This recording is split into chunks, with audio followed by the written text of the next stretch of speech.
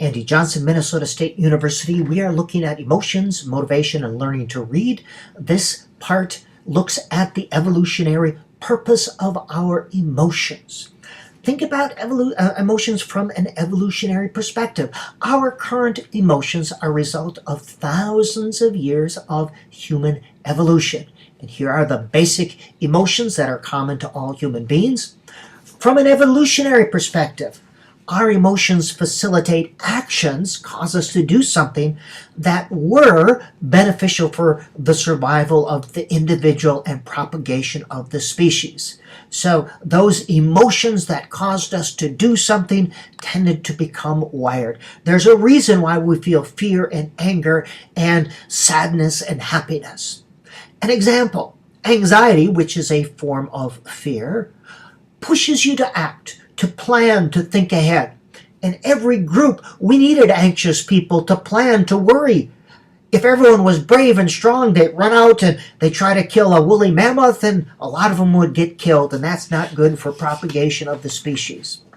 Emotions also facilitate social and interpersonal interactions that are beneficial to the individual and group survival and propagation of the species. Those things that disgust us, we tend not to want to propagate the species. And here's an example of someone throwing up on prom night. That came to mind. Don't ask me why. So there is a purpose for every emotion. A stress response has an evolutionary purpose. It's the fight or flight mechanism that enables an organism to react without thinking. Now, fight or flight, we are hardwired not to get eaten. This state of hyperarousal, this super awareness where the muscles tighten and the blood goes to our muscles and our digestion gets changed and our breathing gets faster. This is preparing the organism, this anxiety, this fear, to fight or flight, this response to it. Here are different. As well, association and conditioning enhance the speed of processing. We see a snake, and we're conditioned when we see this shape to react out of fear. Oh my gosh! This conditioning enabled us to respond without thinking. However, there's a shortcut that goes directly to the thalamus, to the amygdala, going, oh no, this is horrible, you're afraid. But there is also a higher level then, the high road, which goes to the cortex. You go, oh, wait a minute, that isn't a snake, it's just a rope.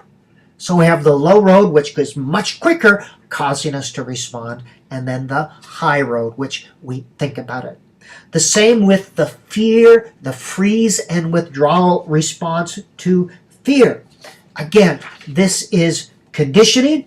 A child sometimes who's afraid a lot in your school may appear to be stunned, fearful, unemotional, unable to respond. This could be a fear response.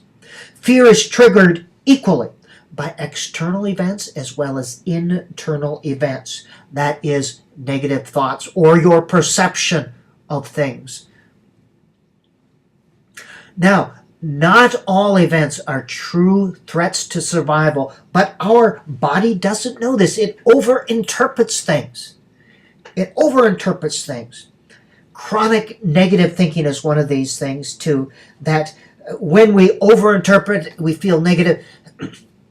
Chronic negative thinking, we go into, it creates this fight or flight mechanism within the body. Harmful negative behaviors, sometimes addictive behaviors, are attempts to quiet the mind. We have this state of hyperarousal, and that's not good for us to be in that state. The physiological response to stress is wearing on the body. So sometimes adolescents and adults do self-medicating as a way to quiet the mind. That's why some teenagers engage in cutting behaviors as well. You think that doesn't make sense? Well, it's an attempt to quiet the mind. Fear of failure. Anxiety is a fear of failure.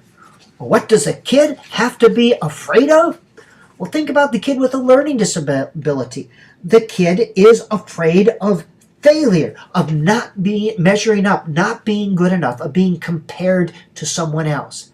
That creates stress and anxiety. Here are some of the symptoms of an anxiety disorder. And we'll talk about that, what a disorder is, a little bit later. But the physiological response to fear and learning is not good for learning. Physiological response to fear and anxiety. It takes away the blood from the brain. We have less access to higher level thinking. What's good for running and fighting is not good for thinking and learning. It's called downshifting when you're in this state of protecting the unit. Stress, bad things, all these things can happen as a result of stress. All these things. And again, it's the body reacting to that fear response, and not being able to regulate itself. Stress, bad things happen. Homeostasis, think about a thermostat. That's what I think of. Stasis, thermostat. It's the ability of the body or the mind to heal itself, to maintain this internal equilibrium by adjusting its psychological process, and I'll explain that to you. A mood dysregulation, a mood disorder, means that we are unable to regulate our emotions. We respond to fear or anger, we get real high, but then we are unable to bring ourselves back down. So mental and psychological stress is a temporary loss of this ability to self-right psychologically. And let me explain. The ordinary individual may encounter fear or anger and gets this feeling, comes up there, but then through homeostasis is able to self-regulate and bring him or herself down. Someone with a mood disorder gets very angry, very anxious, or very upset, more so, gets up there and has a harder time coming back down. This is dysregulation, when they are not able to regulate their internal sense of self, their emotions. So mental health is this ability of the mind to self-right. This is an innate sort of thing.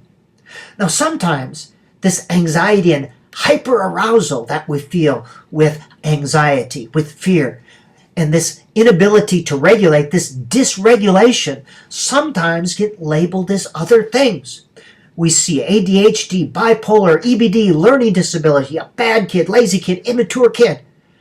Well, kids could be, not all the time, and this is not to excuse bad behavior, but responding to an inability to regulate. This dysregulation, are not able to reset. We can teach calming behaviors, things that help the child regulate. Cognitive behavioral therapy. A simple way of this is just being aware of and using calming behaviors. Breathe deep, think of something else. Now, an anxiety disorder and depression, these are called mood disorders. These are inability. This is dysregulation, an inability. You think you feel stronger for deeper. You feel more. You feel more powerfully, deeper, harder, and you're unable to regulate and bring yourself back down. We can rewire our stress response, however, and this is the new paradigm. Cognitive behavioral therapy. It's been around for a long time, but we can slowly rewire the brain, neuroplasticity, so we do not respond to stress in the same way.